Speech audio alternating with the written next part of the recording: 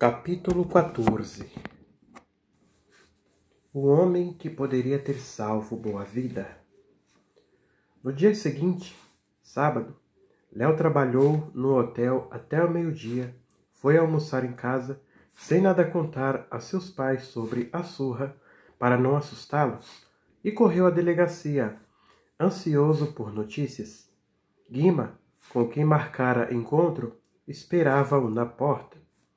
Juntos entraram na sala do Dr. Arruda. Prenderam um sanfoneiro? Foi perguntando Guima. O delegado não estava animado. Revistamos até o forro do restaurante. Nem cheiro dele.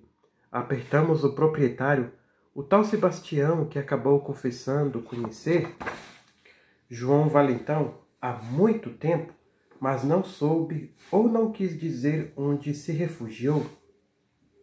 Nada também arrancamos dos garçons e do pessoal da cozinha. Deram a impressão de que não queriam colaborar, temendo represálias. Léo lembrou-se da copeira. E a moça de que falei, Luana, ficou totalmente muda. Um ajudante de cozinha insinuou que ela é namorada de João Valentão, mas acredito que não saiba o destino que ele tomou. Encontraram a sanfona? Não, Léo. Luana jurou que não havia sanfona em seu quarto. Foi tudo o que disse. Ao afirmar que a polícia estava à procura de João Valentão, Guima provocara sua fuga. Certamente esperara os dois saírem e abandonara o restaurante em seguida. Um cabra danado de esperto.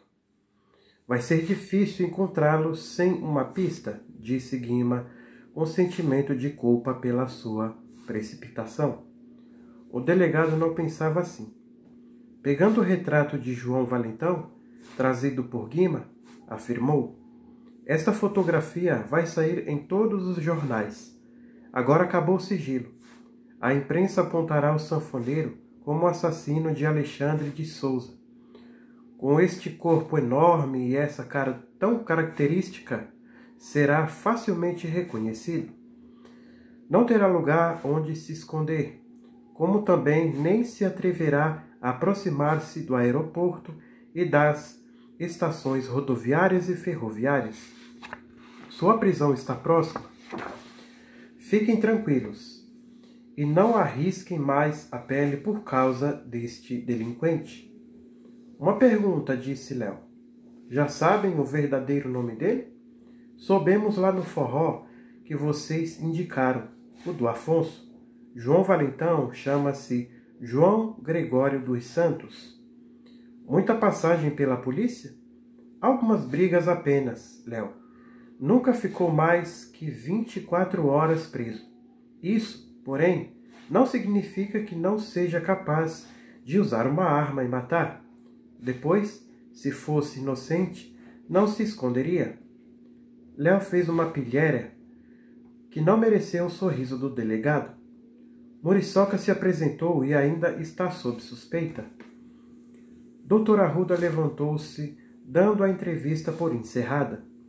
O resto da história vocês vão conhecer pelos jornais quando apanharmos o sanfoneiro.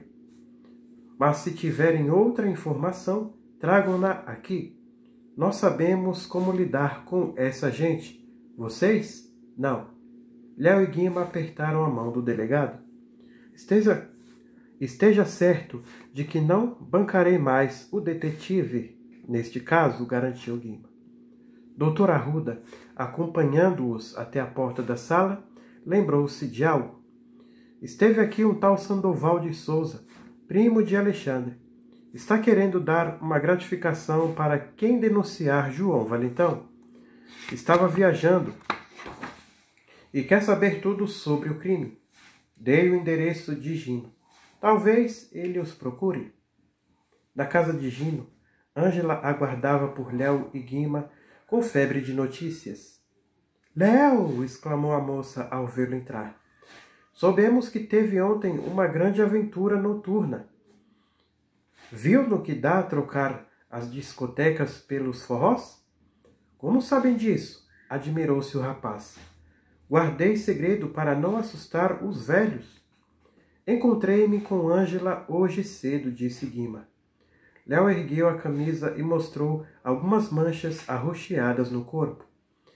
Vejo alguns autógrafos do artista. Que tal é ele? Perguntou Ângela. Uma belezinha, não? Nunca ouvi ninguém tocar o shot das meninas melhor.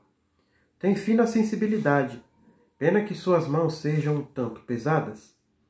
O que disse o delegado? Quis saber Gino. A polícia chegou tarde. O bandido já tinha se mandado.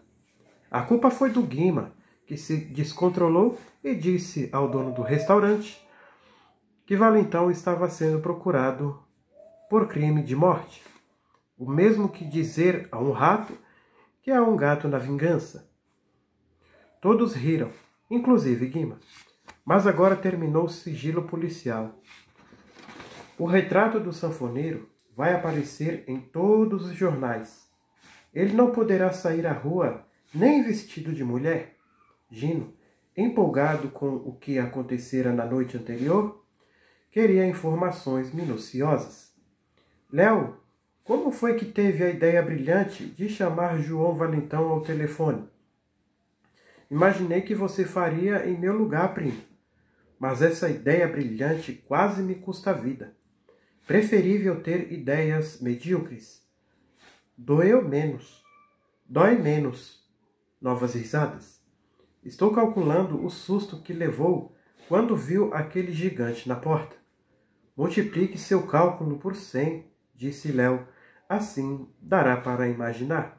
Ângela, que vivia profundamente as emoções e alheias, não se conteve e deu um beijo inesperado e ruidoso no rosto de Léo. Ele não trocaria esse beijo por nenhum troféu, exclamou Gino. Mais um e ele apanhará João Valentão a unha sozinho, garantiu Guima. Léo achou graça de tudo. Procurou ser natural, mas o beijo o encabulou. Não conseguia olhar de frente para Ângela. Tocaram a campainha. Guima foi abrir a porta. Por favor, seu Gino está? Queira entrar, disse Guima. Sob os olhares de todos, entrou na sala um homem baixo, moreno, de aspecto asseado, usando paletó e gravata, o que causava certa estranheza no informal bexiga. Sua roupa, nova e de boa qualidade, asseguravam-lhe elegância da qual parecia fazer muita questão. Uma dessas pessoas que, apesar da origem modesta, alcançam certo nível social e orgulham-se dele. Eu sou o Gino, aqui todos meus amigos, Guima, Ângela e Léo. Estive na delegacia e vim agradecer o interesse pelo caso do Alexandre. Vocês são maravilhosos. Quem é o senhor? Perguntou Gino, movendo-se em sua cadeira de rodas. Como diante de um respeitável público, o homem pequeno e elegante disse: Sou Sandoval de Souza. O primo de Alexandre? Exclamou Léo. Pretendíamos procurá-lo. Não me encontrariam, lamentou Sandoval. Cheguei quarta-feira do interior, sem saber de nada. Sou viajante, paro pouco em São Paulo. Tive conhecimento do crime ontem, por coincidência. Uma coincidência incrível, ao fazer embrulho com o jornal velho. Corri à delegacia. Todos ali, que tinham convivido bastante com boa vida, abismavam-se com o mesmo contraste. O senhor, primo de Alexandre, exclamou Ângela, juntando as mãos. Nunca vi duas pessoas tão diferentes. Mais que primos. Meus pais eram irmãos dos pais de Alexandre e fomos criados na mesma casa lá no Nordeste até os 18 anos. Não se parecem no físico e muito menos na maneira de vestir, observou Gino. São capazes de imaginar o Boa-Vida usando paletó e gravata?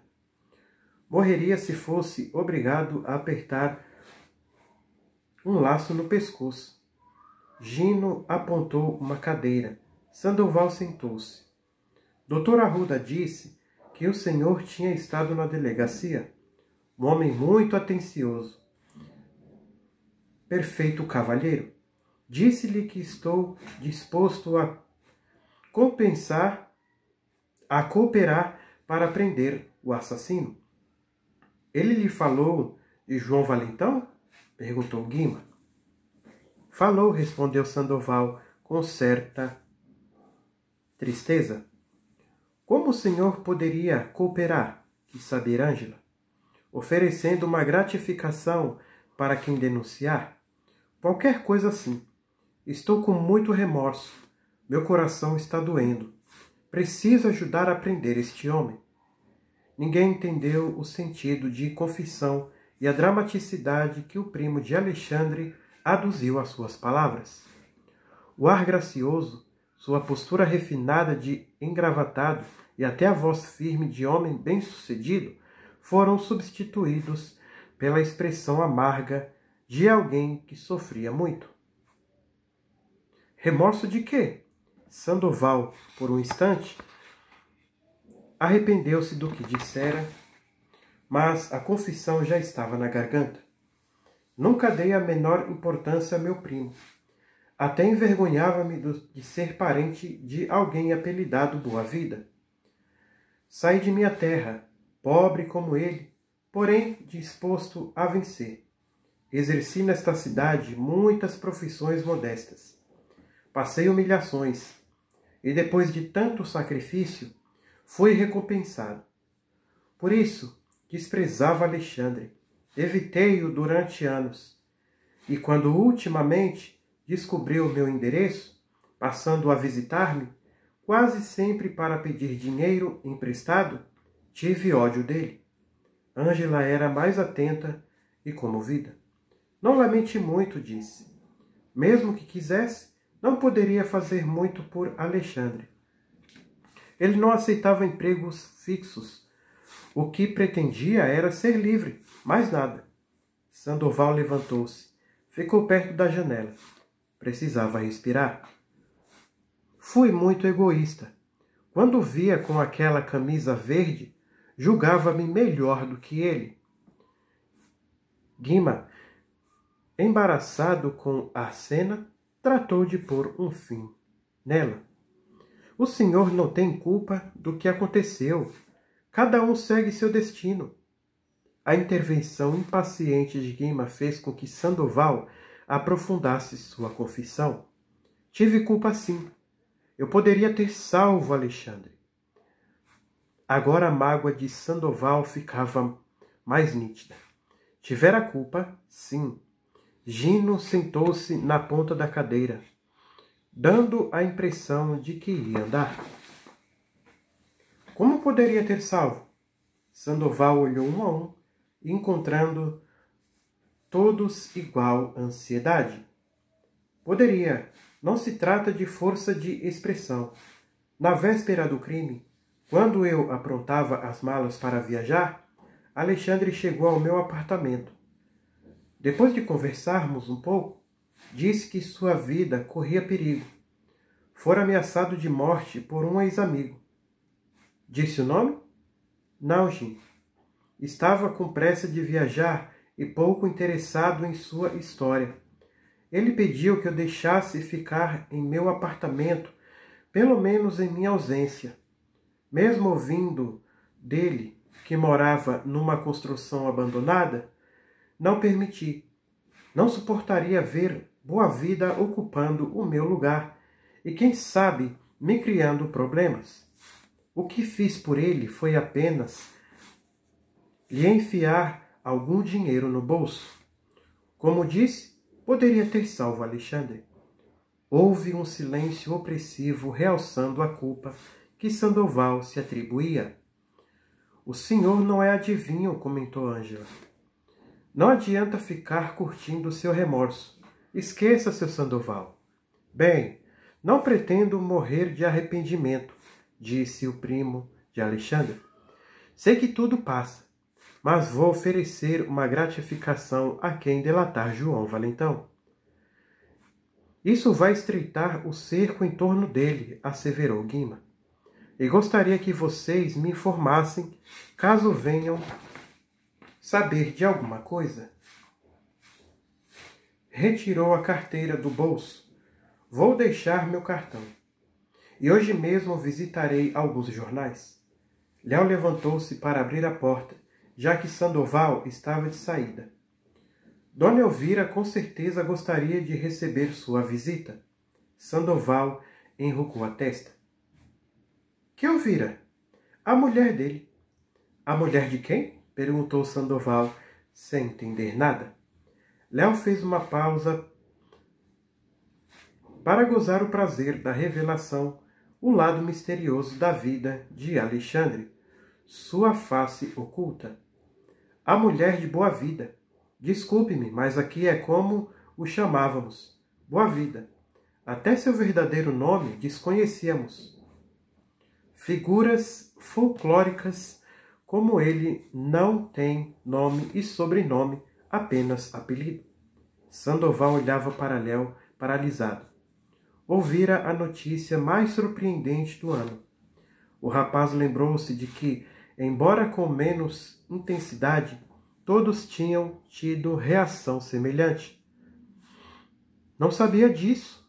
E nós sabíamos? Ficamos sabendo, eu e meus pais, quando vimos uma mulher de preto chorando no cemitério. Como não a conhecíamos, havia tão poucas pessoas presentes, fomos perguntar quem era ela. Precisava ver a cara que minha mãe fez. Sandoval quis saber mais. Mas onde ela vivia? Com ele lá na obra?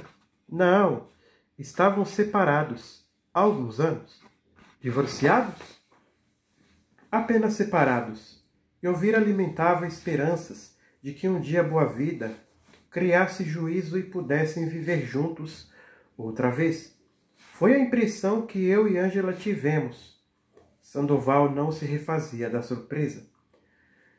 Isso ele nunca me disse. Tinham filhos? Não, respondeu Léo. Ainda bem. Com aquela cabeça oca foi bom não deixar descendentes. Mas quem é essa mulher? Essa Elvira mora em São Paulo? Léo forneceu todas as informações que pôde. É proprietária de uma loja que vende pássaros e gaiolas. O Passaredo, na Liberdade. Uma mulher até bem apessoada. Aqui, entre nós, nem sei como foi interessar-se pelo seu primo. Talvez por ser sozinha na vida, uma solitária. Sandoval pediu o endereço da loja. Parecia atingido por um tijolo na testa ou obrigado a engolir uma batata quente. Mas reagiu, empertigou-se. A gravata foi recolocada no lugar certo, acenou para o grupo e saiu. Léo foi espiar a janela e viu o pequeno e elegante Sandoval entrar e quase desaparecer num carro grande. O remorso por não ter salvo o primo, cedendo-lhe temporariamente o apartamento, ainda pesava nele. Na sala permanecia um clima de tristeza. Há erros irremediáveis, era no que todos deviam estar pensando. E a prisão de João Valentão, que Sandoval pretendia comprar com dinheiro, talvez não aliviasse sua mágoa. Estou com muita pena dele, murmurou Ângela. A morte de Alexandre é um fardo que carregará para sempre. E se arrependimento mata, não terá vida longa. Naquela noite, quando foi para a cama, Léo ainda sentiu dores no corpo todo.